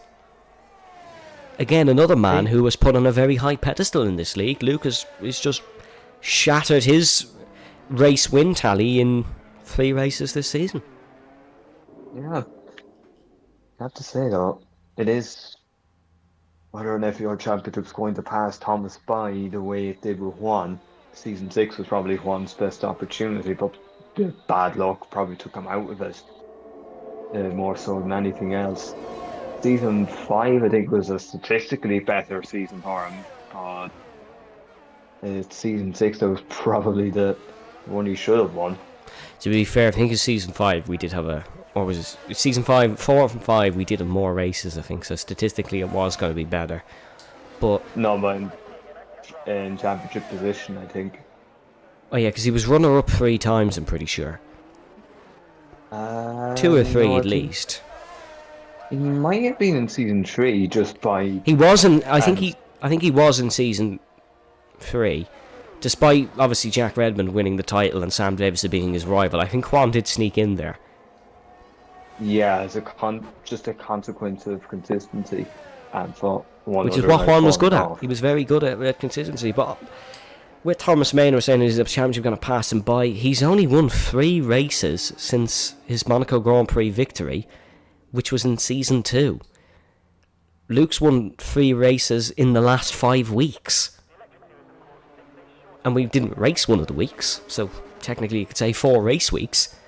But it is time to take him a little bit serious, I think, in terms of Luke Davies, because he's going to be leaps and bounds in front of the championship here, and we know there's going to be some leaps in form from Lewis and Thomas due to their own obligations. We mightn't see much of Lewis McWilliam after the Belgian Grand Prix, seemingly. Thomas seems to have mentally given up, which is something that he does a little bit too quickly these days, maybe.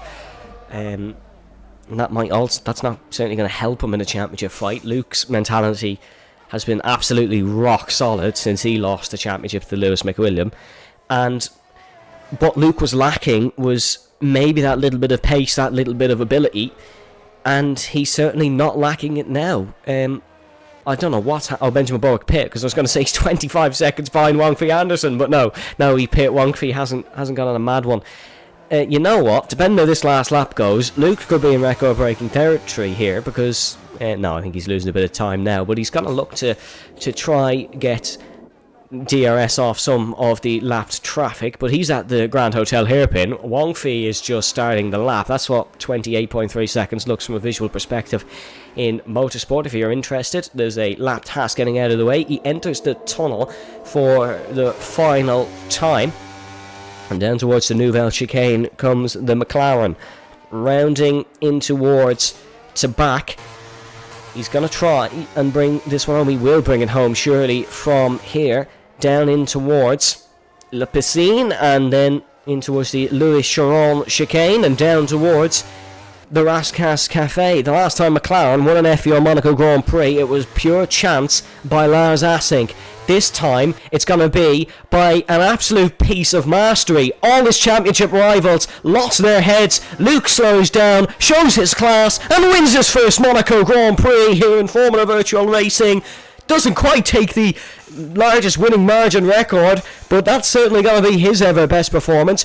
And now here comes the first ever Swedish podium sitter in Formula Virtual Racing. He's rounding through the Rascasse. He joined Ferrari, trying to bring a bit of success to the team. He never would have thought today goes like today. Wang Fei Anderson across the line to take podium number 1 in his Formula Virtual Racing career. And the next man will keep up his podium streak that started 2 years ago. He came back, not expecting much. He's back in Formula Virtual Racing. His name is Benjamin Bulwark, and he comes across the line to finish 3rd here in this race. And I don't really know how he's in 4th, but it's Vestago Badi who's going to come home to finish 4th in this one. His points will go to Alfa Romeo, which is his team, as he slides at Max Verstappen, Vettel, Senna style, whatever you want to call it. Denny hit camper style, he did it once upon a time as well. And there goes Gobadi, 4th position for him. Oh, Taisha, he's fallen off 5th spot. I think the tyres have just gone from Jurgensmeyer keeps up a top 5 streak, and he comes across the line in 5th. Adrian Tishy comes across the line in 6th position. And gentlemen, that was the Monaco Grand Prix. Ladies and gentlemen, sorry, that was the Monaco Grand Prix. Yeah, and this championship, it's in Luke Davies' hands. We're a third of the way through, and he could have pretty much. Well, actually, it will be a 31-point lead. That's a lot, considering you can only get 21 on a normal weekend. Obviously, we had a bit of a change in format. That won't happen again this season. We'll see if it happens for ever again. We'll be under review. There'll be surveys put out to the drivers and stuff. See, they like it wasn't exactly smooth running this weekend, but look, it still went well, I think. And I don't think Luke Davies will be opposed to how well it went for him. We're going to try hear from the guys, see can we get a post-race interview for them. But here's your full race results then. It's Lightning Luke who takes his 3rd win in 4 races, his 8th career victory, and he wins the Monaco Grand Prix with a race time of 48 minutes and 26 seconds. Wonfi Anderson in 2nd, followed by Benjamin Bulwark in 3rd, Avesta Gobadi in 4th, with Jonathan Jurgensmeyer in 5th. Adrian Tishy in 6th, with Tim Den Heyer in 7th. Matthew Stotts in 8th, with Clay Glennon in 9th, and then Enrique Perez 2 laps down in 10th. Your non-finishers were Tobias, it was Fidel Fabian, it was then, of course, Julian Keith, then it was Lewis McWilliam, Leroy Vincendel, Thomas Main, Aaron McFall, and Niels Hartl. That was maybe not the most, I was going to say not the most, I can't think of the word now, but the most action for a long period of time, but it was certainly the most dramatic. Let's bring in your race winner. Hello Luke, can you hear us? And your microphone is on mute. I can hear you, hello. Well, first things first, did you expect that? And if you say yes, you're a liar. Yeah, I'd be a massive laugh if I said that, to be honest. I honestly came into today thinking I was probably only like the 5th quickest, because just looking from time trial times and everything. But yeah, of course I was kind of, as always, banking on kind of my consistency, and weirdly I think the consistency showed even over 1 lap, because yeah, obviously Monaco is just about hooking every single corner, like just right, and honestly I've been struggling to even get into the 8th this whole weekend, and this whole week even, and I was the only one to set an 8 in qualifying. Honestly, I don't know how. I can't believe it, to be honest. Well, Paul, you took all the points in Crunch qualifying. You won the race with the 2nd largest winning time in Formula Virtual Racing history. You've over a 30-point championship lead pending investigations. Set you up quite nicely for the remaining 2/3 of the season, I think. I don't know what you think, but I think it does. Well, yeah, honestly, I'm honestly, I don't even know really what to say right now, because I just didn't expect even to be in this position, not even in this race, just in the championship as a whole. I always thought I'm going to be the one chasing this season, and yeah, to be 30 points clear is just honestly something, after 4 rounds, is something I never thought would even like be feasible. That is something that I would have probably dreamed of doing instead of actually making it a reality. And I really can't believe it. And yeah, sets me up very nicely for the rest of the season. But of course, as always say, just take it race by race. It's worked out for me so far, and hopefully it works out again in Qatar. So yeah. How did you feel when you saw Thomas retiring from the race, and then you saw Lewis retiring from the race, both in the same corner? I assume you knew that, but how did that feel? Was it a case of, oh my God, there's a chance here, or did you just remain composed and knew you still had to get the job done? Well, yeah, throughout the race, like obviously, I think Thomas crashed on about 5 laps in or something. But yeah, I was honestly, it was that first stint, the first 5-10 laps was really nerve-wracking, because obviously Benjamin Bulwark being right behind you in Monaco is not exactly the thing you want to be seeing when you're leading. But yeah, obviously Thomas, he picked a different strategy. I originally was going to pick mediums, but then I saw Lewis and Bernard both pick hard, and I thought it's best to just play it safe if I'm on pole. But yeah, I think Thomas crashed Thomas crashing definitely eased my nerves because I was worried about the alternate strategy. But then when Lewis crashed, I knew I just got to bring it home now. And even if I got second to Ben, I wouldn't have been at all disappointed with the result. But obviously, I think Ben had some issues, so I just, after I overtook him, I just tried to cruise it home. And obviously, I did that and took home almost maximum points. So yeah, I'm very happy. Last question from me. You're known for a little bit of a shout across the start-finish line. Do we need a headphone warning if we watch back the one from today? To be honest, I was a bit speechless going it because I just didn't. Usually, when I win, it's in a dying lapse, and it's just the adrenaline's like really, really high. But this week, of course, it's Monaco. The adrenaline's always high, but I was obviously, I believe I was 20 seconds ahead for quite a few laps, so I kind of knew what was going to happen. I had time to think about crossing the line instead of nearly all my previous wins. So I did have a little shout, but not until after it set in. Hey, Brendan, any questions? Just a question about when you saw Ben pivot mediums early and he was just hunting down the gap.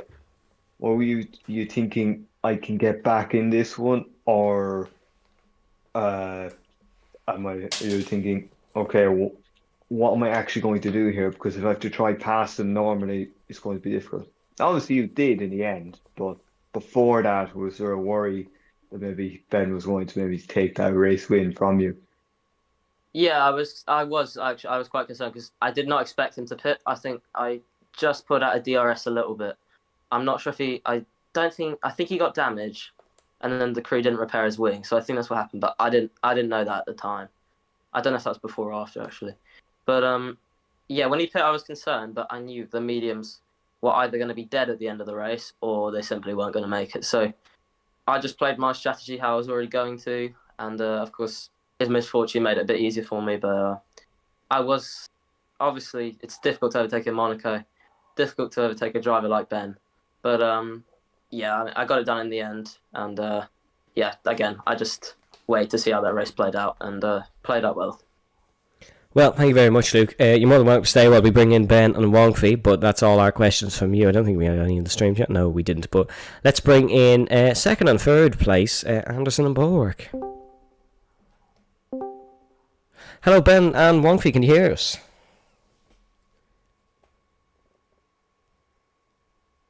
Hello? Just check if you're on mute, just in case. I think Wongfi said he'd be back, but Ben, can you hear us, Ben? Ben? It's weird that both of them can't hear us. He said 3 minutes ago in the chat that he'd be 1 minute, so I'm not sure. Oh, well, you can't count then, unfortunately, Ben. You can try, but you can't count. Oh, Wongfi, hello, can you hear us? Sorry, I saw him on mute. I thought